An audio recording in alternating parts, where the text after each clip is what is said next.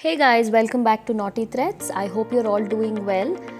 This video is going to be very interesting and so please stay tuned till the end, and if at all you guys have not yet subscribed to my channel, do subscribe and also hit that little bell icon to get notified whenever I post a new video. So today's video I'm going to share the technique that we use to do the piping, the multicolored piping or triple or double colored piping, that's what we generally call. So here we are doing it in 4 colors. I'm using gold twice and one layer of pink and another layer of green. So in total it makes 4. So first of all we are using a bias piece like this. So you will have to cut a cross piece. Cross piece is always good for the piping because it lets it turns easily, and especially in the round neck and all of that, it is easier to work with.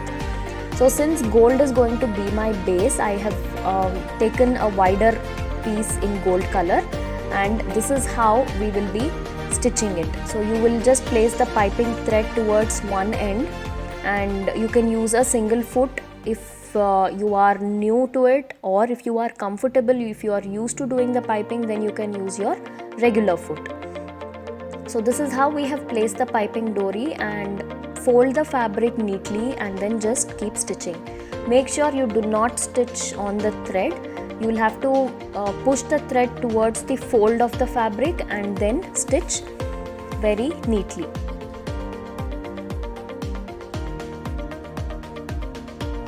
So this is the other piece that we are preparing. You can, if you are using a single foot, you will have to check which side, either left or right, but otherwise you can do it using a regular foot.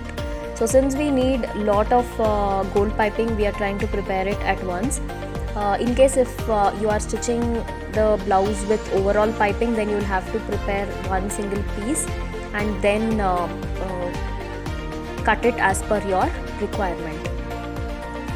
So whatever is your base color, that piece has to be wider than the other colors. So gold is my base. Now after I finish stitching the gold, we are adding the green color here. We have just placed the green color bias fabric on the gold color, and we are again stitching it right next to the dory that we have already placed. So by doing so, the finishing will be extremely neat, and this is what is generally done in most of the boutiques. So after the green patch is added onto the gold, we will again add this dory and fold the fabric neatly and stitch it.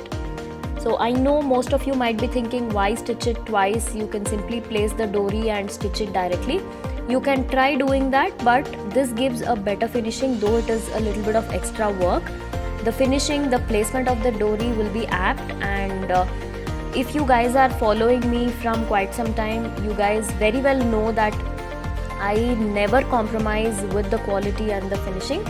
So that is the reason, though it takes a little more time and effort, we generally follow this process. So in the close-up you can see how neatly the piping is sitting. So we will follow the exact same process with the third color, which is the pink. Now the first step is to attach it to the main piping piece, which is our gold base. So once we are done attaching it, then we will keep the dory and fold the fabric tightly. Make sure there is nothing loose. So when you fold the fabric tightly, the foot has to run as close as possible to the dory. So right next to the dory, if the foot runs, then the piping comes out really well.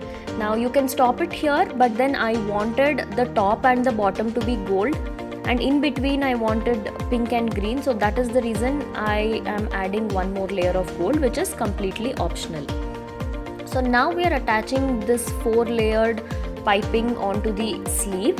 So we have kept the piping piece facing the right side. The right side of the piping piece is facing the right side of the blouse.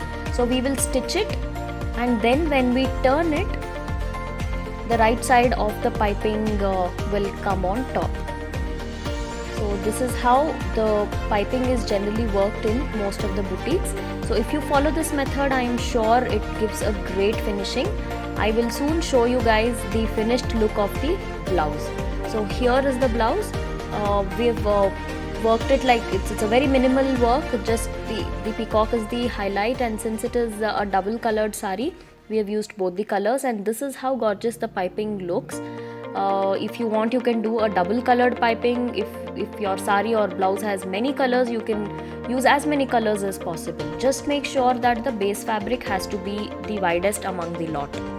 It looks really nice even when you use this in the plain necklines without any work. If you are planning to stitch a silk blouse, so just add some piping to highlight the neckline. So I hope you guys find this video useful. Do let me know in the comment section what you think about this video, and also do comment what you would want to see more. I am actually very active on Facebook these days than YouTube, so please don't forget to follow Naughty Threads on Facebook. You will get a lot of content, mostly the same whatever you see on YouTube. So if at all you're missing my videos, please head over to Facebook and follow Naughty Threads. And I guess that's all in today's video. If you like this video, do drop us a thumbs up, and I shall see you guys soon. Until then, take care. Bye bye.